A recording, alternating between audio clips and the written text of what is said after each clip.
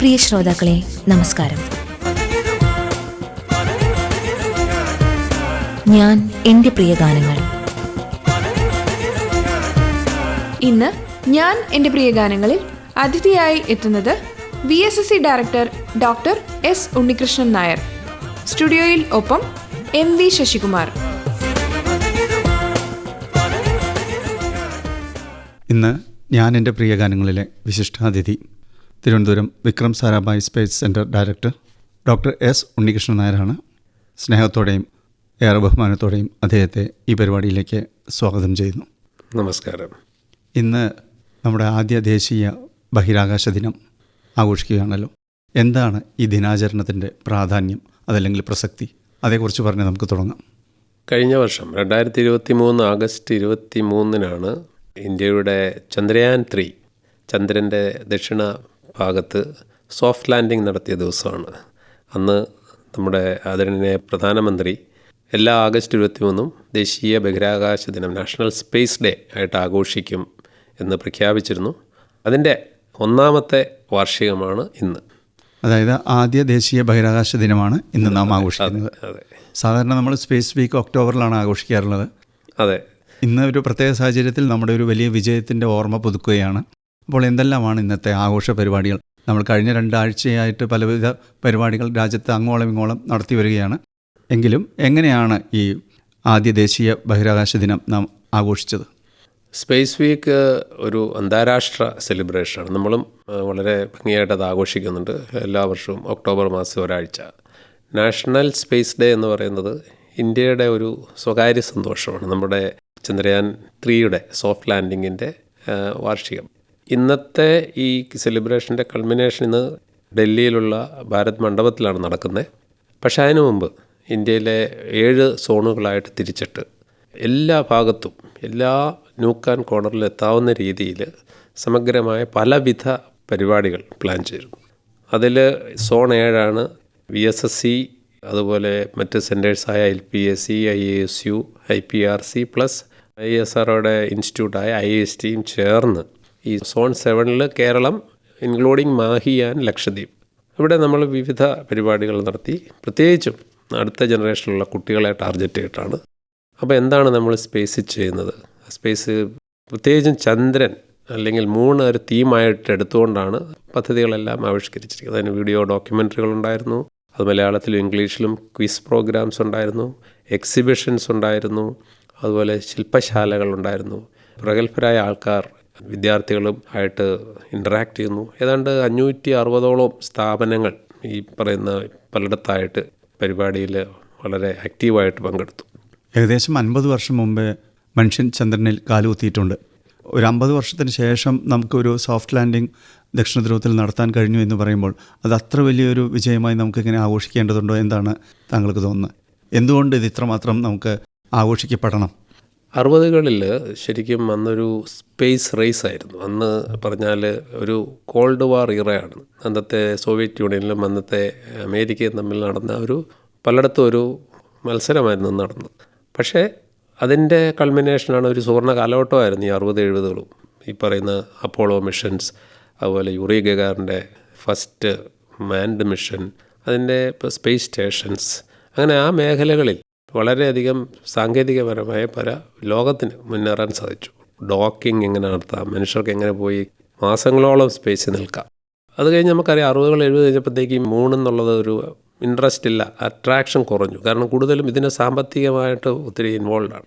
പക്ഷേ 2000 ആയപ്പോഴേക്കും 2000 അതായത് ഈ പുതിയ മില്ലിനിയം തുടങ്ങിയപ്പം കൂടുതൽ സ്വകാര്യ മേഖലയിലുള്ള ഏജൻസികളും ഈ സ്പേസിൽ താല്പര്യം കാണിക്കാൻ തുടങ്ങി.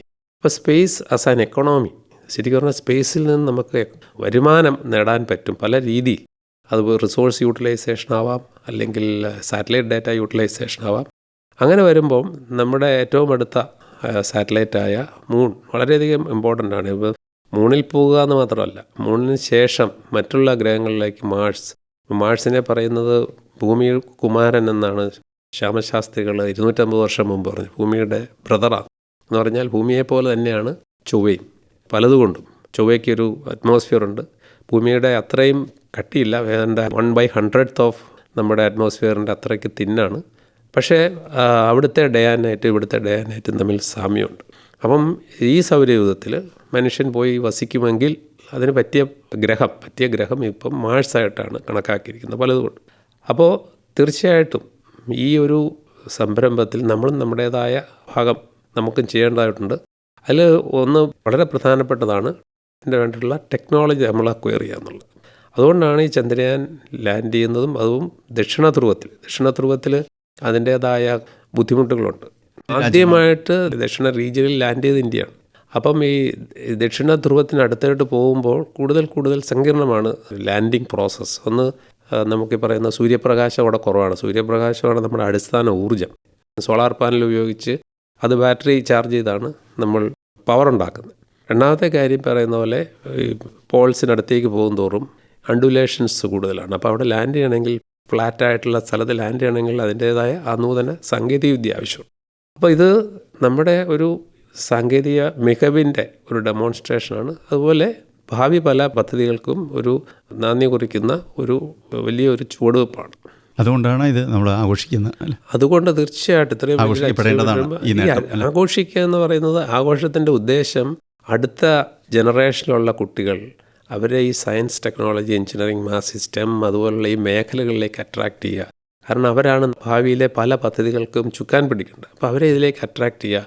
അതുപോലെ സ്പേസ് എന്ന് പറയുന്ന ആ ഒരു ഇൻഫൈനൈറ്റ് ഡൊമൈനിൽ എന്തൊക്കെ റിസോഴ്സ് ഉണ്ട്, നമ്മൾ എത്രത്തോളം വളരെ കുറച്ചേ പോയിട്ടുള്ളൂ. മനുഷ്യനാകപ്പാടെ പോയിരിക്കുന്നത് ചന്ദ്രൻ വരെയാണ്, 3.8 lakh കിലോമീറ്റർ. നമുക്കറിയാം ഈ വിശ്വത്തിൻ്റെ സീമകൾ നമ്മളിതുവരെ കണ്ടിട്ടില്ല. അപ്പോൾ ഇനി കാണാനിരിക്കുന്നത് എത്രയോ വലുതാണ്. അതുപോലെ അവരെ സ്വപ്നം കാണാനും അതിന് വേണ്ട സാങ്കേതികവിദ്യ വികസിപ്പിക്കാനും ഉത്തേജനം കൊടുക്കാനാണ് ഇത്തരം ആഘോഷങ്ങൾ നടക്കുന്നത്. തീർച്ചയായും നമുക്ക് ഈ പരിപാടിയിലൂടെ ISROയുടെ വികസനത്തെക്കുറിച്ച് സംസാരിക്കുമ്പോൾ, നേട്ടങ്ങളെക്കുറിച്ച് സംസാരിക്കുമ്പോൾ ഇടയിൽ ചില ഗാനങ്ങൾ കൂടി കേൾക്കാം എന്ന് തോന്നുന്നു. ഇന്ന് ആദ്യം കേൾക്കേണ്ട ഇഷ്ടഗാനം ഏതാണ് താങ്കൾക്ക്? നമ്മൾ ഏതായാലും ചന്ദ്രനിലെ ലാൻഡിങ്, അതല്ലെങ്കിൽ സോഫ്റ്റ് ലാൻഡിങ്ങിൻ്റെ സെലിബ്രേഷനാണ്. അപ്പം ചന്ദ്രൻ എന്നും എല്ലാവരെയും ആകർഷിച്ചിട്ടുണ്ട്. അതിൽ ഇൻഫ്ലുവൻസ് ഉണ്ട്. കവികളെ, കലാകാരന്മാരെ, അല്ലെങ്കിൽ പ്രേമത്തിൻ്റെ ഒരു സിമ്പലാണ്. അതുപോലെ അതിൻ്റെ വൃത്തിക്ഷയങ്ങൾ എപ്പോഴും ആൾക്കാരിൽ പലതരത്തിലുള്ള എമോഷൻസ് ഉണ്ടാകും. ധാരാളം ഗാനങ്ങളുണ്ട് ചന്ദ്രനെക്കുറിച്ച് എഴുതി. അതിൽ ഒരെണ്ണം സെലക്ട് ചെയ്യാൻ പറഞ്ഞാൽ ബുദ്ധിമുട്ടാണ്. എന്നാലും എനിക്ക് ഇഷ്ടമുള്ള ഒരു പാട്ടാണ് ഈ പൗർണമി ചന്ദ്രിക തൊട്ടു വിളിച്ചു എന്നുള്ള റെസ്റ്റ് ഹൗസിലെ ആ ഒരു ഗാനം. അത് MK അർജുനൻ, ശ്രീകുമാരൻ തമ്പി കോമ്പിനേഷനാണ്. അതൊരു മോഹനരാഗത്തിലെ ഒരു ഗാനമാണ്. അത് കേൾക്കാൻ വളരെയധികം ഇഷ്ടമുണ്ട്. ഇത്ര വർഷങ്ങൾ കഴിഞ്ഞാലും ഒരു ഇഷ്ടമുണ്ടായിക്കൊണ്ടേയിരിക്കും. അത് ഇന്ന് നിലനിൽക്കും. യേശുദാസിൻ്റെ വളരെ വ്യത്യസ്തമായ ഒരു ശബ്ദത്തിലുള്ള ഗാനം. നമുക്ക് ആ ഗാനത്തിലേക്ക് പോകാം. വളരെ ഹമ്പിൾ ബിഗിനിങ് ആണ്. വളരെ ചെറിയൊരു തുടക്കമായിരുന്നു ഇന്ത്യയുടെ സ്പേസ് പ്രോഗ്രാം എന്ന് കേട്ടിട്ടുണ്ട്. ആ തുടക്കത്തെക്കുറിച്ചൊന്ന് ഓർമ്മിക്കാൻ കഴിയുമോ താങ്കൾക്ക് ഈ നേട്ടത്തിൻ്റെ ദിവസത്തിൽ? നമുക്കറിയാം, ഇപ്പോൾ വലിയ നദികൾ പോലും തുടക്കം വളരെ ചെറുതായിരിക്കും. ഏതെങ്കിലും മലയുടെ മുകളിൽ ചെറിയ തുള്ളികളായിട്ടാണ്. ഈവൻ സൗവർണികയുടെ ഉത്ഭവം പോലും ചെറിയ അരുവികളാണ്. ഈ അരുവികൾ ചേർന്നാണ് പുഴയായി കടലിൽ ചെന്ന് ചേരുന്നത് എന്ന് പറയുന്ന പോലെ ഏതൊരു തുടക്കവും വളരെ ലളിതമായിരിക്കും. നമ്മുടെയും തുടക്കം 60കളിലായിരുന്നു. നമുക്കറിയാം, ഈ പറയുന്ന ബഹിരാകാശ യുഗം തന്നെ 57ലാണ് സ്പുട്നിക്കിൻ്റെ ലോഞ്ചോടുകൂടിയാണ് തുടങ്ങുന്നത്. ആ കാലഘട്ടത്തിൽ തന്നെ 60കളിൽ തന്നെ നമ്മളും ബഹിരാകാശ മേഖലയിൽ പ്രവർത്തിക്കാൻ തുടങ്ങി എന്നുള്ളത് തീർച്ചയായിട്ടും അന്നത്തെ ആ ദീർഘവീക്ഷണമുള്ള അന്നത്തെ ഡോക്ടർ സാരാഭായി, ഡോക്ടർ ബാബ, അതുപോലെ അന്നത്തെ മറ്റുള്ള ശാസ്ത്രജ്ഞന്മാരുടെ ഒരു ദീർഘവീക്ഷണത്തിൻ്റെ ഭാഗമാണ്. അതെ, അതിൻ്റെ തുടക്കം അങ്ങനെ ആയിരുന്നു. പിന്നെ അതൊരു ISRO ആയിട്ട് മാറുന്നത് പിന്നീടാണ്. സെൻറ്റേഴ്സ് VSSC പോലുള്ള സെൻറ്ററുകളൊക്കെ വരുന്നത് 72ലാണ്. പക്ഷേ തുടക്കം അന്ന് 60കളിൽ തുടങ്ങി. അങ്ങനെയാണ് ഞാൻ 63 നമ്മൾ ആദ്യം ഒരു സൗണ്ടിങ് റോക്കറ്റ് വിക്ഷേപിച്ചത്. സൗണ്ടിങ് റോക്കറ്റ് എന്ന് പറഞ്ഞാൽ അത് ഓർബിറ്റിലെത്തില്ല. ഒരു പേലോഡുമായിട്ട് 150-200 കിലോമീറ്റർ മുകളിൽ എത്തിയിട്ട് അതവിടെ റിലീസ് ചെയ്യുകയാണ്. അവിടുന്ന് ആ പേലോഡ് താഴോട്ട് വരുമ്പോൾ, ഭൂമിയുടെ ഗ്രാവിറ്റിയിൽ താഴോട്ട് വരുമ്പം അത് നടത്തുന്ന മെഷർമെൻറ്റ്സ് ടെലിമെട്രി വഴി താഴോട്ട് വരും. അറ്റ്മോസ്ഫിയറിനെ കുറിച്ച് പഠിക്കുക എന്നുള്ളതാണ് നമുക്ക് അന്നത്തെ ഒരു പ്രധാന താല്പര്യം. ഇങ്ങനെയാണ് കാലാവസ്ഥാ വ്യതിയാനങ്ങൾ ഉണ്ടാകുന്നത്, എയറോസോളുകളുടെ ഇമ്പാക്റ്റ് എന്താണ്, ഇതുപോലുള്ള കാര്യങ്ങൾ. പക്ഷേ ഈ സൗണ്ടിങ് റോക്കറ്റ് എന്ന് പറയുന്നത് സോളിഡ് പ്രൊപ്പൽഷൻ മാത്രമാണ് അതിനകത്ത് ഉപയോഗിക്കുന്നത്. ഈ സോളിഡ് പ്രൊപ്പൽഷൻ്റെ ഗുണം എന്ന് പറഞ്ഞാൽ അത് നമുക്ക് ഉണ്ടാക്കി വെച്ചാൽ എപ്പോൾ വേണമെങ്കിലും ലോഞ്ച് ചെയ്യാം. സിമ്പിളാണ്, സിംപ്ലിഫൈഡ്. പക്ഷേ അതിൻ്റെ ഈ എഫിഷ്യൻസി കുറവാണ് ലിക്വിഡ് പ്രൊപ്പൽഷനോ ക്രയോയോ വെച്ച് നോക്കിയാൽ. ഇന്നും നമ്മൾ എല്ലാ മാസവും ഓരോ സൗണ്ടിങ് റോക്കറ്റ് ഇവിടുന്ന് ലോഞ്ച് ചെയ്യുന്നുണ്ട്. ആ സൗണ്ടിങ് റോക്കറ്റ് ഇന്നും പല അഡ്വാൻസ് പരീക്ഷണങ്ങളുടെ ടെസ്റ്റ് ബെഡായിട്ട് നമ്മൾ ഉപയോഗിക്കുന്നുണ്ട്. ഫോർ എക്സാമ്പിൾ, ഈ പറയുന്ന പോലെ സ്ക്രാംജെറ്റ് എന്ന് പറയുന്ന ഈ എയർ ബ്രീത്തിങ് പ്രൊപ്പൽഷൻ, അതിന് വേണ്ടിയിട്ട് നമ്മൾ സൗണ്ടിങ് റോക്കറ്റ്സിൻ്റെ 2 സൈഡുകളിലും ഈ സ്ക്രാം ജെറ്റ് എഞ്ചിൻ ഘടിപ്പിച്ച് വെച്ചിട്ട് അതിനെ ശബ്ദത്തിൻ്റെ 5 ഇരട്ടി സ്പീഡിനപ്പുറം കൊണ്ടുപോയിട്ട് ഈ എഞ്ചിൻ ഓപ്പറേറ്റ് ചെയ്താണ് നമ്മളത് ടെസ്റ്റ്. ഇതൊക്കെ വളരെ ലോ കോസ്റ്റ് അല്ലെങ്കിൽ കോസ്റ്റ് എഫക്റ്റീവ് ആയിട്ടുള്ള ടെസ്റ്റ് ബെഡാണ്. അതുപോലെ തന്നെ നമ്മൾ സൗണ്ടിങ് റോക്കറ്റ് ഉപയോഗിച്ചിട്ടാണ് ഇൻഫ്ലേറ്റബിൾ എയറോഡൈനാമിക് ഡീസലറേറ്റർ, അതായത് ഹൈപ്പർസോണിക്കിൽ നിന്ന് സൂപ്പർസോണിക് അല്ലെങ്കിൽ സൂപ്പർസോണിക്കിൽ നിന്ന് സബ്സോണിക്കിലേക്ക് എങ്ങനെ സ്പീഡ് കുറയ്ക്കാം അത് നേരത്തെ ചുരുട്ടി വെച്ചിരിക്കും, ആവശ്യമുള്ളപ്പോൾ ഇൻഫ്ലേറ്റ് ചെയ്യുക. അപ്പം ലോഞ്ച് ചെയ്യുമ്പം അധികം സ്പേസ് എടുക്കുമല്ലോ ഇത്. ഇങ്ങനെ വളരെ ലളിതമായിട്ട് തുടങ്ങിയെങ്കിൽ അത് അവിടെ നിന്നാണ് പിന്നെ നമ്മൾ SLV എന്ന് പറയുന്നത്. ഒരു സാറ്റലൈറ്റിനെ ഓർബിറ്റിൽ നിർത്തണമെങ്കിൽ ആദ്യം നമ്മളതിനെ ആ ഹൈറ്റിൽ കൊണ്ടുപോകണം. അത് കഴിഞ്ഞിട്ട് ആ ഹൈറ്റിലൊരു സാധനം നിൽക്കില്ല. ആ ഹൈറ്റിൽ നിൽക്കണമെങ്കിൽ ഒരു മിനിമം വെലോസിറ്റി കൊടുക്കണം ഓരോ ഓർബിറ്റ്. അപ്പോൾ അതിന് കൈനറ്റിക് എനർജി, പൊട്ടൻഷ്യൽ എനർജി, അതായത് സ്ഥാനികോർജ്ജം, ഗതികോർജ്ജം, ഈ 2 കൊടുക്കുകയും കൃത്യമായിട്ട് ആ വെലോസിറ്റി വെക്ടറിനെ ടാൻജൻഷ്യലായിട്ട് ആ ഓർബിറ്റ് നിർത്തുകയും വേണം. അതൊരു മിഷൻ്റെ ഒരു ചാലഞ്ചാണ്. അങ്ങനെയാണ് SLV എന്നുള്ള ദൗത്യം തുടങ്ങിയത്. നമ്മുടെ ആദരണീയനായ ഡോക്ടർ അബ്ദുൽ കലാം ആയിരുന്നു അതിൻ്റെ പ്രോജക്റ്റിൻ്റെ ഡയറക്ടർ. SLVയുടെ സാറ്റലൈറ്റ് ലോഞ്ചിങ്. അതെ, സാറ്റലൈറ്റ് ലോഞ്ച് വെഹിക്കിൾ എന്ന് പറഞ്ഞാൽ ഒരു 40 കിലോയെ 300 കിലോമീറ്റർ ഉയർത്തി കൊണ്ടുപോകുക എന്നുള്ളതാണ് ആ വെഹിക്കിളിൻ്റെ ഉദ്ദേശം. അതായത് റോക്കറ്റിൻ്റെ അടിസ്ഥാന തത്വങ്ങൾ നമ്മൾ പഠിക്കുകയാണ്. അതിനുശേഷമാണ് നമ്മളതിനെ ഒന്നുകൂടെ ഓഗ്മെൻറ്റ് ചെയ്യുക. അതായത് എൻ്റെ സൈഡിൽ 2 സോളിഡ് സ്ട്രാപ്പ് ഓൺ ഘടിപ്പിച്ച് 40 വരെ 150 കിലോ എങ്ങനെ കൊണ്ടാകുന്നു. അതൊക്കെയാണ് നമ്മുടെ ആദ്യകാല സ്റ്റെപ്പുകൾ. അതിനു മുമ്പ് തന്നെ വിക്രം സാരാഭായ് അദ്ദേഹത്തിൻ്റെ ഒരു വിഷൻ ഉണ്ടായിരുന്നല്ലോ, ഒരു പക്ഷേ ഈ സ്പേസ് മനുഷ്യ ജീവിതങ്ങളെ സ്പർശിക്കുന്നതാവണം, അതല്ലെങ്കിൽ മനുഷ്യ ജീവിതങ്ങൾക്ക് നേരിട്ട് പ്രയോജനം ലഭിക്കുന്നതാകണം എന്നൊരു വിഷൻ ഉണ്ടായിരുന്നല്ലോ. അത്തരത്തിലായിരിക്കും ഒരു പക്ഷേ സൈറ്റ് എക്സ്പെരിമെൻ്റ് അല്ലേ? അതെ, അതായത് ടെലിവിഷനൊക്കെ വരുന്ന കാലഘട്ടമാണ്. അന്ന് ആ ഒരു പരീക്ഷണം വഴി ഈ സ്പേസ് നമ്മുടെ ജനങ്ങളുടെ ഇടയിലേക്ക് ഇതുകൊണ്ടുള്ള പല പരിപാടികൾ, ഒരു സ്പേസിലൊരു അവയർനെസ്സും താല്പര്യവും വളർത്താനായിട്ട് ആ പരീക്ഷണം നടത്തി. അത് സാറ്റലൈറ്റ് റിലേറ്റഡ് എങ്ങനെയാണ് അതിൻ്റെ വിവിധ വശങ്ങൾ ജനങ്ങൾക്ക് പ്രയോജനപ്പെടുക. പക്ഷേ സാറ്റലൈറ്റ് അവിടെ എത്തിക്കുക എന്നുള്ളതാണ് ലോഞ്ച് വെഹിക്കിളിൻ്റെ കടമ. അപ്പോൾ 1 ലോഞ്ച് വെഹിക്കിൾ ഡെവലപ്പ് ചെയ്യുക, 2 അതോടൊപ്പം തന്നെ സാറ്റലൈറ്റ് ഡെവലപ്പ് ചെയ്യുക, 3 അതിന് ആവശ്യമായ ഗ്രൗണ്ട് ഇൻഫ്രാസ്ട്രക്ചറാണ്. അതായത് ഈ സാറ്റലൈറ്റിൽ നിന്ന് കിട്ടിയ ഡാറ്റ റിസീവ് ചെയ്യാനും അതിനെ പ്രോപ്പറായിട്ട് ഇൻ്റർപ്രറ്റ് ചെയ്ത് ജനങ്ങൾക്ക് ഉപയോഗപ്രദമായ രീതിയിൽ അതിനെ മാറ്റുവാനുമുള്ള സംവിധാനമാണ്. ഇങ്ങനെ വിവിധ മേഖലകളിൽ നമ്മൾ സമാന്തരമായിട്ട് ആർജിച്ച ശക്തിയാണ് ഇന്നിപ്പം ഇപ്പോഴത്തെ ഇസ്രോ ആയിട്ട് നിലനിൽക്കുന്നത്. ഒരുപക്ഷെ അതിനു മുമ്പ് തന്നെ നമ്മൾ നമ്മുടെ സ്വന്തം ഉപഗ്രഹങ്ങൾ മറ്റു രാജ്യങ്ങളുടെ സഹായത്തോടെ വിക്ഷേപിച്ചിട്ടുണ്ട്. ആര്യഭട്ട, അതുപോലെ ഭാസ്കര മുതലായ സാറ്റലൈറ്റുകൾ നമ്മളുണ്ടാക്കി മറ്റുള്ള രാജ്യങ്ങളുടെ ലോഞ്ച് വെഹിക്കിൾ ഉപയോഗിച്ച് വിക്ഷേപിച്ചിട്ടുണ്ട്. ഈ ഉപഗ്രഹങ്ങളുടെയൊക്കെ പ്രയോജനം നമുക്ക് ലഭിക്കാൻ തുടങ്ങിയത് ഏത് കാലഘട്ടത്തിലായിരിക്കും? സത്യം പറഞ്ഞാൽ സാധാരണ ജനങ്ങൾക്ക് അത് അനുഭവവേദ്യമായത് ഇപ്പോൾ സൈറ്റ് എക്സ്പെരിമെൻ്റ് പറഞ്ഞ പോലെ നമ്മൾ remote sensing IRS series of satellite ഉണ്ട്, ഇന്ത്യൻ റിമോട്ട് സെൻസിങ് സീരീസ്. അതുപോലെ ഇൻസാറ്റ് എന്ന് പറയുന്ന കമ്മ്യൂണിക്കേഷൻ സാറ്റലൈറ്റ്. റിമോട്ട് സെൻസിങ്ങും കമ്മ്യൂണിക്കേഷനും 2 ഫംഗ്ഷനാണ്. കമ്മ്യൂണിക്കേഷൻ സാറ്റലൈറ്റുകൾ സാധാരണ 36,000 കിലോമീറ്റർ ഉയരത്തിലാണ് കൊണ്ടുവയ്ക്കുന്നത്. അതിൻ്റെ ഗുണം എന്താണെന്ന് വെച്ചാൽ 36,000 കിലോമീറ്ററിൽ ഒരു സാറ്റലൈറ്റ് വെച്ചാൽ അതും എർത്തിൻ്റെ റൊട്ടേഷൻ ഒരേ സ്പീഡിലായിരിക്കും. എപ്പോഴും സാറ്റലൈറ്റ് നമ്മുടെ മുകളിൽ തന്നെ ആയിരിക്കും. കാരണം കമ്മ്യൂണിക്കേഷൻ നമുക്ക് രാത്രിയും പകലും വേണം. അപ്പോൾ സാറ്റലൈറ്റ് ഷുഡ് ബി അവൈലബിൾ എപ്പോഴും നമ്മുടെ രാജ്യത്തിൻ്റെ മുമ്പിൽ. അതുകൊണ്ടാണ് അവിടെ സാറ്റലൈറ്റിനെ വെക്കുന്നത്. മറ്റുള്ള ഈ പറയുന്ന പോലെ റിമോട്ട് സെൻസിങ്ങിന് സാറ്റലൈറ്റുകൾ ഈ പറയുന്ന പോലെ 800 അല്ലെങ്കിൽ 900 കിലോമീറ്ററിൽ, അത് പലപ്പോഴും ഓർബിറ്റ് പോൾ ടു പോൾ ആയിരിക്കും കറങ്ങുന്നത്. അപ്പം ഈ ഭൂമി അടിയിൽ കറങ്ങുമ്പോൾ സാറ്റലൈറ്റിന് ഈ എൻ്റയർ എർത്തിനെ സ്കാൻ ചെയ്യാൻ പറ്റും. അതാണ് ഈ റിമോട്ട് സെൻസിങ് സാറ്റലൈറ്റ്. അതിൽ നിന്നും പല വിധത്തിലുള്ള ഡാറ്റ നമ്മുടെ സമുദ്രത്തെക്കുറിച്ച്, നമ്മുടെ വനസമ്പത്തിനെക്കുറിച്ച്, അതുപോലെ നമ്മുടെ കൃഷിയെക്കുറിച്ച്, ഓരോ ക്രോപ്പിൻ്റെ ഈൽഡ് പോലും നമുക്ക് ഈ ഡാറ്റയിൽ നിന്നും കിട്ടാൻ തുടങ്ങി. അതുപോലെ ഈ പറയുന്ന മത്സ്യസമ്പത്ത് എവിടെയാണ് അവൈലബിൾ ആയിട്ടുള്ളത്, അതിനെ എങ്ങനെ നമുക്ക് യൂസ്ഫുള്ളായിട്ട് എടുക്കാം. അതുപോലെ തന്നെ സാറ്റലൈറ്റ് ഉപയോഗിച്ചിട്ടുള്ള നാവിഗേഷൻ സിസ്റ്റം. ഇങ്ങനെ ഒരു ടെക്നോളജി വന്നു കഴിഞ്ഞാൽ അതിൻ്റെ ആ ഉപയോഗം പിന്നെ പല രീതിയിൽ മൾട്ടിപ്പിളായിട്ട് ആദ്യം നമ്മൾ കൺസീവ് ചെയ്തതിനേക്കാൾ കൂടുതൽ മേഖലകൾ അതിന് ഉപയോഗം കണ്ടെത്താൻ കഴിയും. നമുക്ക് അടുത്തൊരു ഗാനത്തിലേക്ക് പോയിട്ട് വരാൻ ഇനി തോന്നുന്നു.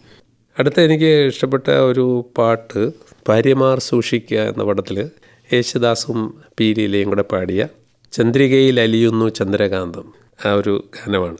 ഈ ഗാനത്തിൻ്റെ രചനയും ശ്രീകുമാരൻ തമ്പിയാണ്. അതെ, വി ദക്ഷിണാമൂർത്തിയുടെ സംഗീതം. അതെ, അതിൻ്റെ ഒരു എന്താ പറയുക, ഒരു സൗന്ദര്യം തുളുമ്പി നിൽക്കുന്ന ഒരു ഗാനമാണ്. ചന്ദ്രികയിലലിയുന്നു ചന്ദ്രകാന്തം, നിൻചിരിയിലലിയുന്നൻ ജീവരാഗം, നീലവാനിലലിയുന്നു ദാഹമേഘം, നിൻമിഴിയിലലിയുന്നൻ ജീവമേഘം. നമ്മളിപ്പോൾ പറഞ്ഞു വന്നിരുന്ന ഉപഗ്രഹ വിക്ഷേപണം നമുക്ക് സാധ്യമാക്കുന്ന വിവിധ മേഖലകളിൽ ഉണ്ടാക്കുന്ന നേട്ടങ്ങളെക്കുറിച്ചായിരുന്നു.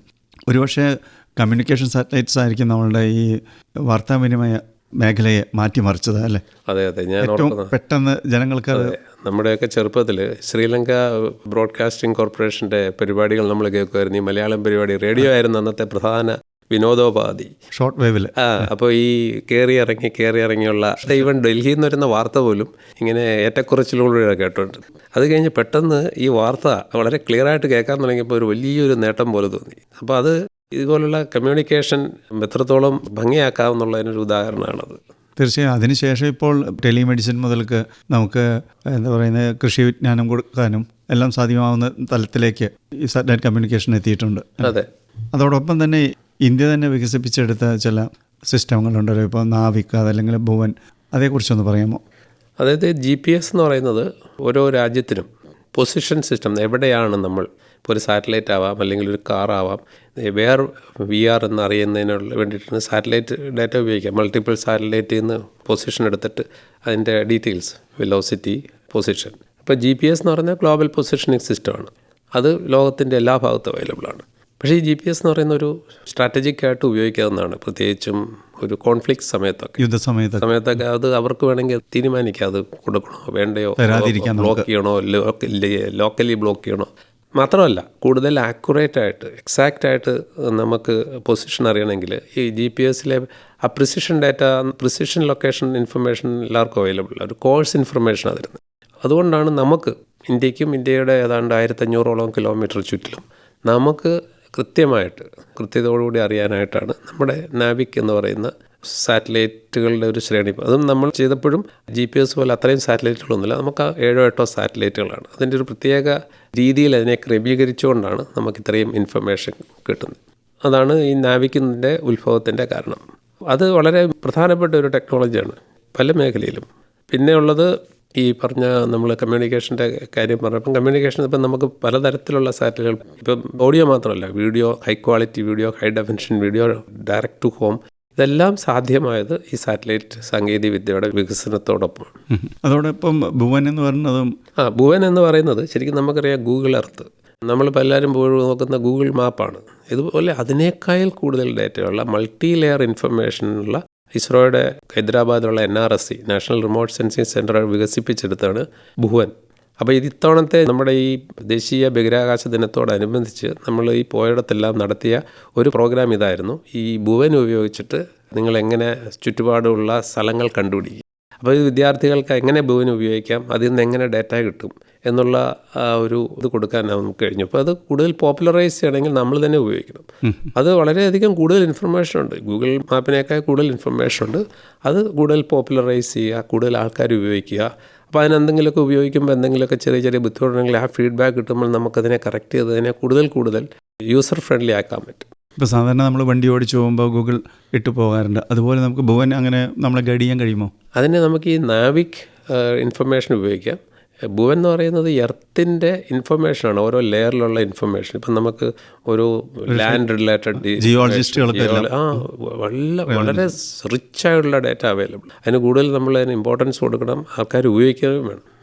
ഇതെല്ലാം ശരിക്കും സൗജന്യമായിട്ടാണോ സാധാരണക്കാർക്ക് ഉപയോഗിക്കാൻ കഴിയുന്നതോ ഇതിന് നമ്മളിപ്പോൾ ഭുവൻ്റെ ഒരു സേവനം? ഭുവൻ്റെ നമുക്കിപ്പോൾ ഒരു റിമോട്ട് സെൻസിങ് ഡാറ്റ പോളിസി ഉണ്ട്. അതിലൊരു ആക്യുറസി വരെ ഡാറ്റ ഫ്രീ ആയിട്ട് അവൈലബിൾ ആണ്. കൂടുതൽ പ്രിസിഷനുള്ള ഡാറ്റ മാത്രമേ നമുക്ക് രജിസ്റ്റർ ചെയ്യുകയും അതിനെന്തെങ്കിലുമൊക്കെ കൊടുക്കേണ്ടുള്ളൂ. അതർവൈസ് ഈ ഭുവനൊക്കെ ഫ്രീ ആണ്, ആൾക്കാർക്ക് ഡൗൺലോഡ് ചെയ്യാം, ആക്സസ് ചെയ്യാം. നമുക്ക് അടുത്തൊരു ഗാനത്തിലേക്ക് പോയാലോ? എനിക്ക് ഇഷ്ടപ്പെട്ടൊരു പാട്ടാണ് ഈ പ്രേമാഭിഷേകം എന്ന സിനിമയിൽ കമലഹാസൻ്റെയും ശ്രീദേവിയുടെ ഒക്കെ വളരെ യങ്ങായിട്ടുള്ള കാലഘട്ടം. അതിൽ ഗംഗയ്യ അമരൻ സംഗീതം കൊടുത്ത് പൂവച്ചൽ ഖാദർ എഴുതിയ നീലവാനച്ചോലയിൽ നിന്നുള്ള പാട്ട് എനിക്ക് വളരെയധികം ഇഷ്ടമുള്ളൊരു മറ്റൊരു ഗാനമാണ്. നമുക്ക് ആ ഗാനത്തിലേക്ക് പോകാം. ഒരുപക്ഷെ ഏറ്റവും കൂടുതൽ നമുക്ക് മനുഷ്യ ജീവനും സ്വത്തിനും ഉണ്ടാകുന്ന ഭീഷണികളെ മറികടക്കാൻ സഹായിക്കുന്ന ഒന്നാണ് ഈ കൃത്യമായ കാലാവസ്ഥാ പ്രവചനവും അതല്ലെങ്കിൽ ദുരന്തങ്ങളുടെ പ്രവചനവും.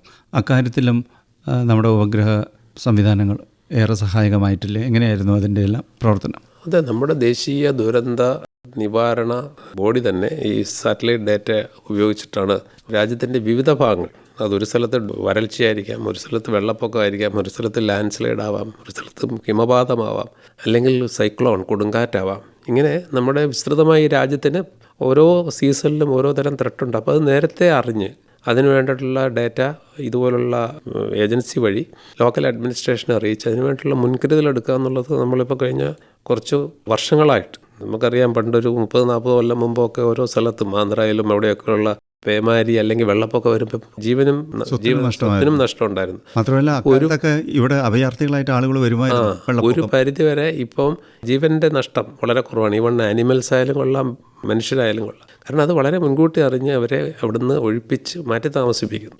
അതോടൊപ്പം തന്നെ അവർക്ക് അവരുടെ ഭക്ഷ്യ സാധനങ്ങളും നേരത്തെ അറിയുന്നതുകൊണ്ട് തീർച്ചയായിട്ടും മാറ്റാവുന്ന സാധനങ്ങളൊക്കെ മാറ്റാൻ പറ്റും. അപ്പോൾ അത് വളരെയധികം മനുഷ്യർക്കുള്ള ഒരു കോൺഫിഡൻസ്, എനിക്ക് എന്തെങ്കിലും വന്നാൽ നേരത്തെ അറിയാം, മാറാൻ പറ്റുള്ളൂ. ഒരു ഓൾ ഓഫ് എ സഡൻ എന്തെങ്കിലും സംഭവിച്ചു കഴിഞ്ഞാൽ നമുക്ക് സമയം കിട്ടില്ല. അപ്പോൾ അത് വളരെയധികം സാറ്റലൈറ്റ് ഡാറ്റ അതിന് പ്രയോജനപ്പെടുത്തുന്നുണ്ട്.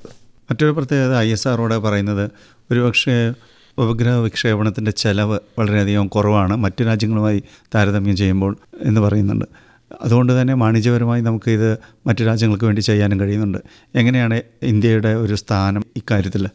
നമ്മുടെ വളരെ കോസ്റ്റ് എഫക്റ്റീവ് സ്പേസ് പ്രോഗ്രാമാണ്. ഞാൻ നേരത്തെ പറഞ്ഞ പോലെ ഇപ്പം സൗണ്ടിങ് റോക്കറ്റ് നമ്മളൊരു ടെസ്റ്റ് പ്ലാറ്റ്ഫോമായിട്ട് ഉപയോഗിക്കുന്നു. ഒരു ഐഡിയ ആണ്. നമുക്കതിനുവേണ്ടി വളരെ എക്സ്പെൻസീവായിട്ടൊരു റോക്കറ്റ് വേണ്ട. നമുക്കറിയാം, ഇത് വെച്ചിട്ട് നമുക്കതിനെ ആ ലെവലിൽ ടെസ്റ്റ് ചെയ്തിട്ട് അതിൻ്റെ ആ ഒരു ന്യൂവാൻസസ് മനസ്സിലാക്കി കഴിഞ്ഞാൽ നമുക്ക് പിന്നെ അത് സ്കെയിലപ്പ് ചെയ്യാം. അങ്ങനെ ഓരോ മേഖലയിലും നമ്മുടെ അപ്രോച്ച് അതെങ്ങനെ കോസ്റ്റ് കുറയ്ക്കാം, എങ്ങനെ അതുപോലെ ഡെവലപ്മെൻറ്റ് ടൈം കുറയ്ക്കാം. കാരണം മണി എന്ന് പറയുന്നത് സമയമാണ്. അപ്പോൾ അങ്ങനെ ഒരു മൾട്ടി പ്രോങ്ഡ് അപ്രോച്ചിലാണ് നമുക്കിതുപോലെ കോസ്റ്റ് എഫക്റ്റീവായിട്ട് ഇതുണ്ടാക്കാൻ പറ്റുന്നത്. അതിനോടൊപ്പം തന്നെയാണ് നമുക്കിനി ഇത്തരം റീയൂസബിൾ ആക്കാമെങ്കിൽ, പുനരുപയോഗിക്കാമെങ്കിൽ, അതുപോലെ റോക്കറ്റ് സ്റ്റേജ് ആയാലും അല്ലെങ്കിൽ സാറ്റലൈറ്റ് ആയാലും പുനരുപയോഗിക്കാൻ കഴിഞ്ഞാൽ നമുക്കിനിയും ഇത് കൂടുതൽ കോസ്റ്റ് എഫക്റ്റീവ് ആക്കാം. ഈ റീയൂസബിൾ റോക്കറ്റ്സിൻ്റെ കാര്യത്തിൽ ഒരു വിജയം നേടിയിട്ടുണ്ട് അല്ലേ നമ്മളൊരു തവണ? അതെ, നമ്മളത് രണ്ട് രീതിയിൽ നമുക്കിതിനെ നോക്കാം. ഒന്ന് സാറ്റലൈറ്റ് പാർട്ട്, അതായത് ഓർബിറ്റിൽ ഇഞ്ചെക്റ്റ് ചെയ്യുന്ന ആ സാറ്റലൈറ്റ് എന്ന് പറയുന്ന ആ ഭാഗം, അത് സാറ്റലൈറ്റ് ഓർബിറ്റിലെ ഉപയോഗം കഴിഞ്ഞതിന് ശേഷം അതിലുള്ള പേലോഡുമായിട്ട് തിരിച്ച് പുനഃപ്രവേശം നടത്തി സോഫ്റ്റായിട്ട് വന്ന് റൺവേ ലാൻഡ് ചെയ്യുക. അതാണ് ഒരു പാർട്ട്. അതാണ് നമ്മുടെ RLV പുഷ്പക് എന്ന് പറയുന്ന ടെക്നോളജി. നമ്മളിപ്പം 3 തവണ ബാംഗ്ലൂരിലുള്ള ചിത്രദുർഗ എയർപോർട്ടിൽ ഈ പറയുന്ന പുഷ്പക്കിൻ്റെ ഒരു ഹെലികോപ്റ്ററിൽ കൊണ്ടുപോയിട്ട് 4 കിലോമീറ്റർ മുകളിൽ നിന്ന് ഡ്രോപ്പ് ചെയ്തിട്ട് കംപ്ലീറ്റ് ആ ടെർമിനൽ ഫേസ് എങ്ങനെ മനുഷ്യൻ്റെ ഇടപെടലില്ലാതെ 100% ഓട്ടോണമസ് വേയിൽ വന്ന് exactly central line of the runway land ചെയ്യുക. നമ്മൾ ഡെമോൺസ്ട്രേറ്റ് ചെയ്യുന്നത് ഈ ടെക്നോളജി നമ്മൾ യൂസ് ചെയ്യുന്നത് ഈ പുഷ്പക്ക് സ്പേസിൽ പോയിട്ട് തിരിച്ചു വന്ന് റൺവേ ലാൻഡ് ചെയ്യുമ്പം ഈ ലാസ്റ്റ് ഫേസ്, ഈ ഒരു വിമാനത്തിൻ്റെ ഏറ്റവും എന്താ പറയുക കോംപ്ലിക്കേറ്റഡ് ആയിട്ടുള്ള ഏരിയ എന്ന് പറയുന്നത് take off and landing. Level flight is comparatively easy. അത് ലാൻഡിങ് ആണ് കൂടുതൽ മാനുവറിങ്ങും അതുപോലെ വളരെ കൃത്യമായിട്ട് വന്ന് ടാൻജൻഷ്യലായിട്ട് റൺവേ ലാൻഡ് ചെയ്യില്ലെങ്കിൽ അത് ഒന്നുകിൽ ഷോക്ക് കൂടും അല്ലെങ്കിൽ നമ്മൾ ഉദ്ദേശിച്ച സ്ഥലത്ത് ടച്ച് ചെയ്യില്ല. അപ്പോൾ അതിനെ കംപ്ലീറ്റ്ലി ഓട്ടോണോമസ് വേയിൽ എങ്ങനെ ഡെമോൺസ്ട്രേറ്റ് ചെയ്യുക എന്നുള്ളതാണ് ഒരു ഭാഗത്തേത്. രണ്ടാമത്തെ ഞാൻ പറഞ്ഞത് റോക്കറ്റിൻ്റെ ആദ്യ സ്റ്റേജ് കത്തിക്കഴിഞ്ഞാൽ കടലിലേക്ക് പോകും. അതിൻ്റെ തന്നെ റിമൈനിങ് പ്രൊപ്പൽഷൻ ഉപയോഗിച്ചിട്ട് സ്പീഡ് കുറച്ചിട്ട് ഒരു ബാർജിലോ അല്ലെങ്കിൽ ലാൻഡിലോ കൊണ്ട് സോഫ്റ്റ് ലാൻഡ് ചെയ്തിട്ട് റീഫർബിഷ് ചെയ്ത് വീണ്ടും പുനരുപയോഗിക്കുക. അപ്പോൾ അവിടെ ആ കോസ്റ്റ് നമുക്ക് തിരിച്ചു കിട്ടി, അത്രയും ഹാർഡ്വെയർ കടലിൽ പോകുന്നതിന് മുമ്പ് തിരിച്ചു കിട്ടി. രണ്ടാമത് അത് ഉണ്ടാക്കാനുള്ള സമയവും നമുക്ക് ലാഭമാണ്. അപ്പോൾ അത് തീർച്ചയായിട്ടും നമ്മുടെ കോസ്റ്റിനെ കൂടുതൽ എക്കണോമിക്കലാക്കും. ഇപ്പോൾ മറ്റ് രാജ്യങ്ങൾക്ക് വേണ്ടി ഉപഗ്രഹങ്ങൾ ഓർബിറ്റിൽ എത്തിക്കുന്ന ഒരു രാജ്യമായി ഇന്ത്യ മാറിക്കഴിഞ്ഞു. നമ്മൾ ഏതെല്ലാം രാജ്യങ്ങൾക്ക് വേണ്ടി ചെയ്തിട്ടുണ്ട്? ഒരുപക്ഷെ ആദ്യകാലത്ത് നമ്മൾ മറ്റ് രാജ്യങ്ങളെ ആശ്രയിക്കുകയായിരുന്നു. നമ്മൾ ഏതാണ്ട് 34ഓളം രാജ്യങ്ങൾക്ക് വേണ്ടിയിട്ട് സാറ്റലൈറ്റുകളെ ലോഞ്ച് ചെയ്തിട്ടുണ്ട്. ഇൻക്ലൂഡിങ് ഈ പറയുന്ന ഡെവലപ്ഡ് കൺട്രീസിന് വേണ്ടിയും ലോഞ്ച് ചെയ്തിട്ടുണ്ട്. അതുപോലെ തന്നെ നമ്മൾ നമ്മുടെ ആദരണീയ പ്രധാനമന്ത്രിയുടെ നിർദ്ദേശപ്രകാരം സാർക്ക് രാജ്യങ്ങൾക്ക് വേണ്ടി ഒരു സാറ്റലൈറ്റ് ഉണ്ടാക്കി ലോഞ്ച് ചെയ്തു ഫ്രീ ആയിട്ട്. ഇപ്പോഴും നമ്മൾ തുടരുന്നുണ്ട്. ഇപ്പോൾ നമ്മുടെ ഈ എൻസിൽ എന്ന് പറയുന്ന ഒരു നാഷണൽ ഇതുണ്ട്, ന്യൂ സ്പേസ് ഇന്ത്യ ലിമിറ്റഡ്. അവരാണ് ഇതിൻ്റെ കൊമേഴ്സ്യൽ വിങ്. അവർ കൊമേഴ്സ്യലായിട്ട് ഇതെങ്ങനെ നമുക്ക് മറ്റുള്ള രാജ്യങ്ങൾക്കും അതുപോലെയുള്ള കസ്റ്റമേഴ്സിന് നമ്മുടെ സ്പേസ് സർവീസ് കൊടുക്കാം എന്നുള്ളതിനെക്കുറിച്ച് അവരാണ് അതിൻ്റെ ആ ഭാഗം നോക്കിക്കൊണ്ടിരിക്കുന്നത്. കഴിഞ്ഞ വർഷം തന്നെ നമ്മൾ റെക്കോർഡ് സാറ്റലൈറ്റുകളുടെ എണ്ണം ഒരു ലോഞ്ചിൽ ചില യൂണിവേഴ്സിറ്റികൾക്ക് വേണ്ടി കൂടി ചെയ്യുകയുണ്ടായില്ലേ? അതെ, നമ്മൾ 104 വരെ ഒരു ഒറ്റ ലോഞ്ചിൽ നടത്തിയിട്ടുണ്ട്. 104 സാറ്റലൈറ്റുകൾ അത് നമുക്ക് വിജയപ്രദമായി നടത്താൻ. നമ്മുടെ ഈ ഇതിൻ്റെ സക്സസ് റേറ്റ് വെച്ച് നോക്കുമ്പോൾ നമുക്ക് എത്ര ശതമാനം? കാരണം പലപ്പോഴും പല ബഹിരാകാശ പദ്ധതികളും വലിയ വികസിത രാജ്യങ്ങൾക്ക് പോലും പലപ്പോഴും പരാജയം അഭിമുഖീകരിക്കാറുണ്ട്. നമ്മുടെ സക്സസ് റേറ്റ് എങ്ങനെയാണ്? നമ്മുടെ സക്സസ് റേറ്റ് വളരെ, ഇപ്പം എടുക്കാം LVM-3 എന്ന് പറയുന്ന റോക്കറ്റ്, അതിനാണല്ലോ നമ്മൾ ഗഗൻയാന് വേണ്ടിയിട്ട് നമ്മൾ ഡെവലപ്പ് ചെയ്യുന്നത്. അതിനിപ്പം 7 മിഷൻസ് കഴിഞ്ഞു. അപ്പോൾ 7 മിഷനും 100% ഇപ്പോൾ 100% സക്സസ് റേറ്റ്. അതുപോലെ PSLV 60 ഫ്ലൈറ്റ് കഴിഞ്ഞാൽ 2 എണ്ണം അതിനകത്ത് ഫെയിലിയർ വന്ന്. അപ്പോൾ അത് 58/60. അപ്പോൾ അതൊരു 0.98+ വരും സക്സസ് റേറ്റ്. ഇവൺ അമേരിക്കയുടെ സ്പേസ് ഷട്ടിൽ, മനുഷ്യനെയും കൊണ്ടുപോയ സ്പേസ് ഷട്ടിൽ 135 മിഷൻസ് ഉണ്ടായിരുന്നു. അതിൽ 2 എണ്ണം ഫെയിലിയർ ആയിരുന്നു. അവരുടെ 133 ആയിരുന്നു സക്സസ്. അപ്പം 133/135 എന്ന് പറഞ്ഞാൽ 0.98 ആണ്. അവരുടെ സക്സസ് റേറ്റ് 0.98. അപ്പോൾ ഈ ബഹിരാകാശ ദൗത്യങ്ങൾക്കകത്തൊരു ഇൻഹറൻറ്റ് റിസ്ക് ഉണ്ട്. ആ റിസ്കിനെ നമ്മൾ മാൻ മിഷൻ പോലുള്ള മിഷൻ ഏറ്റെടുക്കുമ്പം ആ റിസ്ക് നമ്മൾ ആസ്ട്രോണറ്റിലേക്ക് കൊടുക്കാതിരിക്കാൻ വേണ്ടിയിട്ടാണ് അതിന് വേണ്ടിയിട്ടുള്ള സ്പെഷ്യലൈസ്ഡ് ആയിട്ടുള്ള എസ്കേപ്പ് പ്രൊവിഷൻസ് ആഡ് ചെയ്യുന്നത്. സോ ദാറ്റ് മിഷൻ സക്സസിനേക്കാൾ ഉപരി നമ്മൾ പറയും, നമ്മളെപ്പോഴും we are looking at the safety of the astronaut. അവരെ എന്തെങ്കിലും വെഹിക്കിളിന് പറ്റിയാൽ forget the vehicle, take them to safety, bring them back. നമുക്ക് അടുത്തൊരു ഗാനത്തിലേക്ക് പോകാമെന്ന് തോന്നുന്നു. പഴയ കാലത്ത് ഞങ്ങളൊക്കെ കുട്ടികളായിരിക്കുമ്പോൾ ഒരു സിനിമയാണ് ചുക്ക്. ആ സിനിമയിൽ യേശുദാസ് പാടിയൊരു ഗാനമുണ്ട്. വയലാർ രാമവർമ്മയാണ് എൻ്റെ വരികൾ.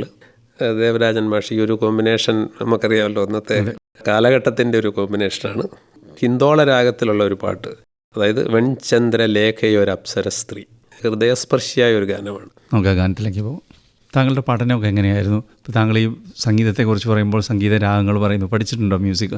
ഞാൻ മ്യൂസിക് പഠിച്ചിട്ടുണ്ട്, പക്ഷേ എന്താ പറയുക, അത് ഒന്നും പൂർണ്ണമാക്കിയിട്ടില്ല. ഞാൻ എൻ്റെ ഒരു 2 കൊല്ലം ഇതിനെക്കുറിച്ച് എനിക്ക് അറിയണമെന്ന് തോന്നി. എന്താണ് ഈ രാഗം, എന്താണ് ഈ താളം, അതുപോലെ ഈ സപ്തസ്വരങ്ങൾ, എങ്ങനെ നമുക്കതിനെ നിയന്ത്രിക്കാൻ പറ്റും. അങ്ങനെ ഞാൻ അത് ശ്രമിച്ചു നോക്കി. അപ്പോൾ അതിനകത്ത് ചില രാഗങ്ങളൊക്കെ നമുക്ക് എന്താ പറയുക അറിയാൻ പറ്റും. എനിക്കത്ര എല്ലാ രാഗങ്ങളും തിരിച്ചറിയാൻ പറ്റും. ചില രാഗങ്ങളൊക്കെ മുളുമ്പോഴേ പറയും ഇത് അതാണെന്ന് തോന്നും. അപ്പോൾ എനിക്ക് തോന്നി ഇത് തീർച്ചയായിട്ടും ഒരു ഇന്നേറ്റ് ക്വാളിറ്റിയും കൂടെയാണ് ഈ സംഗീതം എന്ന് പറയുന്നത്. കാരണം ഒരു പാട്ട് പാടുമ്പം നമ്മളീ പറയുന്ന ഈ ഫിസിക്സിനകത്ത് പറയും ഒരു ഫ്രീക്വൻസി ഉണ്ട്. പക്ഷേ അതിനകത്ത് ഇപ്പം യേശുദാസോ ജയചന്ദ്രനെ പോലുള്ള എന്താ പറയുക അത്രയും വലിയ അവർ പാടുമ്പം സംഗീതത്തിൻ്റെ ഒരു സൗന്ദര്യമുണ്ട്. നമ്മൾ പാടുമ്പോൾ ആ വെറും വാചകങ്ങളാണ് വരുന്നത്. ഞാൻ പാടുമ്പോൾ നമ്മളെന്ന് പറഞ്ഞാൽ ഞാൻ മറ്റേതിനകത്ത് അവരതിനെ അങ്ങ് മോഡിഫൈ ആണ് ഓരോ ഫ്രീക്വൻസിയും. അപ്പോൾ അതിന് വളരെ ഒരു മെലഡി വരികയാണ്. അപ്പോൾ അതൊരു എസ്റ്റാബ്ലിഷ്ഡ്, അതായത് ആ വോക്കൽ കോഡിന് അതുപോലെ നിയന്ത്രണമുള്ള ഒരു സംഗീത പ്രതിഭയ്ക്ക് മാത്രമേ അത് കഴിയുള്ളൂ. മറ്റു പഠനം താങ്കളുടെ എവിടെയായിരുന്നു? ശരി, ഞാൻ എൻ്റെ നാട് കോട്ടയത്ത് ഏറ്റുമാനൂരപ്പുറം കോതനെല്ലൂർ എന്ന് പറയുന്ന അന്നത്തെ ഒരു ഗ്രാമമാണ്. ഞങ്ങളൊക്കെ അന്നത്തെ പഠിക്കാൻ പോകാമെന്ന് പറഞ്ഞാൽ ഏറ്റവും വീടിനടുത്തുള്ള സ്കൂളാണ്. ഹൈസ്കൂൾ പഠിച്ചത് VK Velappan memorial NSS school മാഞ്ഞൂരാണ്. അതൊക്കെ നടന്നാണ് പോകുന്നത്, 2-3 കിലോമീറ്റർ നടന്നു പോവുക. അത് കഴിഞ്ഞിട്ട് കുറവലങ്ങാടുള്ള ദേവമാത കോളേജിലാണ് പ്രീ ഡിഗ്രി. അന്ന് പ്രീ ഡിഗ്രിയാണ്, ഇന്നത്തെ +2. അത് കഴിഞ്ഞ് എഞ്ചിനീയറിങ്ങിന് പോയപ്പോഴും ഞാൻ വീടിനടുത്തുള്ള ഏറ്റവും അടുത്ത engineering college Mar Athanasius college of engineering കോതമംഗലാണ്. വീട്ടിൽ നിന്ന് 1.5 മണിക്കൂർ കൊണ്ട് പോകാം. പക്ഷെ അന്ന് ഹോസ്റ്റലിലായിരുന്നു താമസിച്ചിരുന്നത്. അല്ല, മെക്കാനിക്കൽ. അതിൻ്റെ അവസാന സെമസ്റ്ററിൻ്റെ സമയത്താണ് എനിക്കിതുപോലെ പത്രത്തിലൊരു പരസ്യം കണ്ട് VSSCയിൽ അപ്ലൈ ചെയ്തു. അന്ന് എനിക്ക് തോന്നുന്നു 2 രൂപയുടെ പോസ്റ്റൽ ഓർഡർ മറ്റേ നമ്മൾ ആകപ്പാടെ അതിന് വേണ്ടി ചിലവാക്കിയുള്ളൂ. ഇൻ്റർവ്യൂവിന് കാർഡ് വന്നു, ഇൻ്റർവ്യൂ നടന്നു. അപ്പം സെലക്ട് ചെയ്തു, സബ്ജക്റ്റ് ടു ഫൈനൽ പരീക്ഷയ്ക്ക് പാസ്സാകുകയും മിനിമം മാർക്ക് വേണം. അങ്ങനെ ഞാൻ നേരെ VSCയിലാണ് വന്ന് ജോയിൻ ചെയ്തത് 1985. ഇവിടെ വന്നതിന് ശേഷമാണ് പിന്നെ ഇവിടുന്ന് നമുക്ക് സ്റ്റഡി സ്പോൺസർ ചെയ്യും. അങ്ങനെ ഞാൻ ബാംഗ്ലൂരിലുള്ള ഇന്ത്യൻ ഇൻസ്റ്റിറ്റ്യൂട്ട് ഓഫ് സയൻസിൽ പോയിട്ട് എയറോസ്പേസ് എഞ്ചിനീയറിംഗിൽ പോസ്റ്റ് ഗ്രാജുവേഷൻ എടുത്തു. അതുപോലെ തന്നെ മദ്രാസ് IITയിൽ PhD. അത് കൂടുതലും സൗണ്ട്, ശബ്ദം അതിനെക്കുറിച്ചായിരുന്നു. അതോടൊപ്പം തന്നെ നമ്മൾ ഹൈദരാബാദിലുള്ള നാൽസാർ യൂണിവേഴ്സിറ്റി ഉണ്ട്, അവിടുന്ന് സ്പേസ് ലോ അതിലൊരു MA എടുത്തു. അതും ഇതിൻ്റെ ഭാഗമായിട്ട് തന്നെ എടുത്താണ്. ഇനി പ്രത്യേകിച്ച് ചോദിക്കാനുള്ള ആദിത്യ മിഷനെ കുറിച്ചാണ്. നമ്മളിപ്പോൾ ചന്ദ്രനിൽ എത്തിക്കഴിഞ്ഞു, ഇനി സൂര്യനെയാണ് നോക്കുന്നത്. അതല്ലെങ്കിൽ ഇനി ചന്ദ്രനിലേക്ക് മനുഷ്യനെ അയക്കാൻ ആലോചിക്കുന്നു. ഈ ആദിത്യ മിഷൻ എന്താണ് നമ്മൾ നോക്കുന്നത്? ഈ സയൻസ് മിഷനിലെ ഒരു പ്രധാന മിഷനാണ് ആദിത്യ മിഷൻ. നമുക്കറിയാം സോളാർ സിസ്റ്റത്തിലെ പ്രധാന എനർജി സോഴ്സ് നമ്മുടെ ഏറ്റവും അടുത്ത നക്ഷത്രമാണ് സൂര്യൻ. സൂര്യനാണ് ബാക്കി എല്ലാ ഗ്രഹങ്ങളിലെയും എല്ലാം നിയന്ത്രിക്കുന്നത്. നമ്മുടെ ഊർജ്ജവും സൂര്യനിൽ നിന്ന് വരുന്നത്. അപ്പോൾ സൂര്യനിലുണ്ടാവുന്ന ഓരോ മാറ്റങ്ങളും പഠിക്കുക എന്നുള്ളത് വളരെ പ്രധാനമാണത്. എങ്ങനെയാണ് സംഭവിക്കാൻ പോകുന്നത്? സൂര്യൻ ഈ പറയുന്ന സോളാർ സ്റ്റോം ഉണ്ടാവാം, അതുപോലെ സോളാർ റേഡിയേഷൻ വരാം. പ്രത്യേകിച്ച് നമ്മുടെ സാറ്റലൈറ്റ് ഇതുപോലുള്ള സോളാർ സ്റ്റോം വന്നിട്ട് ഇതുണ്ടാകുന്ന അപകടങ്ങൾ എന്തൊക്കെയാണെന്ന് നേരത്തെ അറിയുക. അതുപോലെ മനുഷ്യനെയൊക്കെ നമ്മൾ ബഹിരാകാശത്ത് പോകുമ്പോൾ അതിൽ നിന്നുള്ള റേഡിയേഷൻ ഹാംഫുൾ ആവും. അതുകൊണ്ട് സൂര്യൻ എപ്പോഴും ഈ പറയുന്ന പോലെ ശാസ്ത്രജ്ഞന്മാർക്ക് കൂടുതൽ പഠിക്കാൻ അവിടെ നടക്കുന്ന ആ ഒരു പ്രോസസ്സ് ഹ്യൂജ് എനർജി ഉൽപ്പാദിപ്പിച്ചുകൊണ്ടിരിക്കുകയാണ്. അപ്പോൾ ആ പ്രോസസ്സിൽ എങ്ങനെ നമുക്ക് സൂര്യനെ വിത്തൗട്ട് ഒബ്സ്ട്രക്ഷൻ വാച്ച് ചെയ്യാം വിത്ത് മിനിമം എനർജി, അതാണ് ഈ പറയുന്ന ലഗ്രാഞ്ചെ പോയിന്റ് എന്ന് പറയുന്ന ലഗ്രാഞ്ചെ എന്ന് പറയുന്ന ശാസ്ത്രജ്ഞൻ പ്രൊപ്പോസ് ചെയ്തതാണ്. അതായത് ഇങ്ങനെ രണ്ട് ബോഡികൾക്കിടയിൽ ഇതുപോലെ മൾട്ടിപ്പിൾ ലഗ്രാഞ്ചെ പോയിൻറ്റ്സ് ഉണ്ട്. അവിടെ നിങ്ങൾക്ക് we need only least energy to stay there.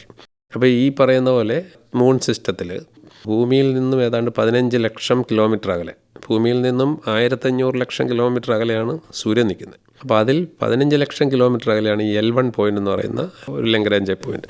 അവിടെ കൊണ്ട് ഈ സാറ്റലൈറ്റിനെ നമുക്ക് വെക്കാമെങ്കിൽ അവിടെ ഈ പറയുന്ന സണ്ണിൽ നിന്നൊരു ഗ്രാവിറ്റേഷണൽ പുള്ളുണ്ട്, എർത്തിൽ നിന്നൊരു ഗ്രാവിറ്റേഷണൽ പുള്ളുണ്ട്. അതിൻ്റെ ഡിഫറൻസ് കൊണ്ടുണ്ടാകുന്ന ഫോഴ്സിനെ മാത്രം നമുക്ക് ഈ പറയുന്ന സെൻട്രിഫ്യൂഗൽ ഫോഴ്സ് കൊണ്ട് ബാലൻസ് ചെയ്താൽ മതി. അപ്പോൾ അതിനനുസരിച്ചുള്ള വെലോസിറ്റി കൊടുത്താൽ മതി. അപ്പോൾ അതുകൊണ്ട് കുറച്ച് വെലോസിറ്റി ഉള്ളതുകൊണ്ട് ഫ്യൂവൽ കുറച്ച് മതി അതിനെ അവിടെ നിലനിർത്താൻ. ഇപ്പോൾ കൂടുതൽ ലൈഫ് കിട്ടും. 2, without being obstructed by any other celestial body നമുക്ക് സൂര്യനെ കണ്ടിന്യൂസ് ആയിട്ട് വാച്ച് ചെയ്തുകൊണ്ടിരിക്കുക. അപ്പോൾ ഈ പറയുന്ന ഈ L1 പറയുന്ന ഈ പോയിന്റിൽ ഹാലോ ഓർബിറ്റിൽ ഇങ്ങനെ കറങ്ങിക്കൊണ്ടിരിക്കുകയും സൂര്യനിലേക്ക് നോക്കുകയും അവിടെ നിന്ന് ഭൂമിയിലേക്ക് അയക്കുകയാണ് L1 മിഷൻ. അപ്പോൾ അതിലെ ദൗത്യത്തിൻ്റെ പ്രധാന ഭാഗം എന്ന് പറഞ്ഞാൽ ഈ പറയുന്ന 15 ലക്ഷം കിലോമീറ്റർ യാത്ര ചെയ്ത് അവിടെ എത്തി ഹാലോ ഓർബിറ്റിൽ ഇൻസേർട്ട് ചെയ്യപ്പെടുക എന്നുള്ളതാണ്. അത് വളരെ സക്സസ്ഫുള്ളായിട്ട് നടത്തി. ആ ഡേറ്റ നമുക്ക് ലഭിച്ചുകൊണ്ടിരിക്കുകയാണ്. അതിൽ നിന്നുള്ള ശാസ്ത്ര രഹസ്യങ്ങളും അതുപോലുള്ള അറിവുകളും കൂടുതൽ പുറത്തു വരും. ബഹിരാകാശ ഗവേഷണം എന്ന് പറയുന്നത് വെറുതെ നമ്മൾ അന്യഗ്രഹങ്ങളിലേക്ക് അതല്ലെങ്കിൽ നമ്മുടെ ഉപഗ്രഹം ചന്ദ്രനിലേക്ക് പോവുക മാത്രമല്ല, മനുഷ്യജീവിതത്തെ തന്നെ സർവ്വതല സ്പർശിയായിട്ടാണ് ഈ ഗവേഷണം നീങ്ങുന്നത് എന്ന് പറയാൻ കഴിയുമല്ലേ? തീർച്ചയായിട്ടും ആ ഒരു സാഗ തുടർന്നുകൊണ്ടിരിക്കുകയാണ്. പുതിയ അവന്യൂസ് തുറക്കുകയാണ്. തീർച്ചയായിട്ടും വരും തലമുറ ഇത് കേൾക്കുന്ന കുട്ടികളും വിദ്യാർത്ഥികളും ഒക്കെ അവരും കൂടുതൽ ശാസ്ത്ര സാങ്കേതിക മേഖലകളിൽ തൽപരരാവണം. കാരണം നമ്മുടെ രാജ്യത്തിൻ്റെ ഭാവി എന്ന് പറയുന്നതിൽ ശാസ്ത്രം, അതിൽ അടിയുറച്ച പരീക്ഷണങ്ങൾ, അതിൽ നിന്ന് നേടുന്ന അറിവ് നമ്മളെ കൂടുതൽ മുന്നോട്ട് ഉള്ള യാത്ര സുഗമമാക്കും. അതോടൊപ്പം സ്വകാര്യ പങ്കാളിത്തവും ഇപ്പോൾ അനുവദിച്ചിട്ടുണ്ടല്ലോ, സ്റ്റാർട്ടപ്പുകൾ വരുന്നു. അതെ, അപ്പം അത് എല്ലാവരോടെ ചേർന്ന് ഒത്തുപിടിക്കുമ്പോഴാണ് നമുക്ക് എല്ലാ മേഖലയിലും സമഗ്രമായ പുരോഗതി ഉണ്ടാകുന്നത്. നമുക്കിങ്ങനെ പറഞ്ഞ പോലെ വികസിത രാജ്യമായിട്ട് മാറാനും, ഈ പറഞ്ഞ പോലെ 2047 നമ്മുടെ സ്വാതന്ത്ര്യത്തിൻ്റെ 100 വർഷം ആഘോഷിക്കുമ്പോൾ നമ്മുടെ എക്കണോമി മാത്രമല്ല, നമ്മൾ തന്നെ ലോക രാജ്യങ്ങളിൽ 1ാം സ്ഥാനത്തെത്താൻ വേണ്ടി നമുക്കെല്ലാവർക്കും ഒത്തൊരുമിച്ച് പ്രവർത്തിക്കാം. പ്രത്യേകിച്ച് ബഹിരാകാശ രംഗത്ത് കൂടുതൽ വിജയങ്ങളുണ്ടാകുവാൻ ഈ ദിവസം എല്ലാവർക്കും പ്രചോദനമാകട്ടെ എന്ന് പ്രത്യാശയോടെ ആശംസയോടെ നമുക്ക് അവസാനിപ്പിക്കാം. നമസ്കാരം. VSSC director doctor S. Unnikrishnan Nair അതിഥിയായി പങ്കെടുത്ത ഞാൻ എൻ്റെ പ്രിയഗാനങ്ങളാണ് ഇതുവരെ കേട്ടത്. ഞാൻ എൻ്റെ പ്രിയഗാനങ്ങൾ നിർവഹണം MV ശശികുമാർ. നിർവഹണ സഹായം വിനോദ് കല്ലറ.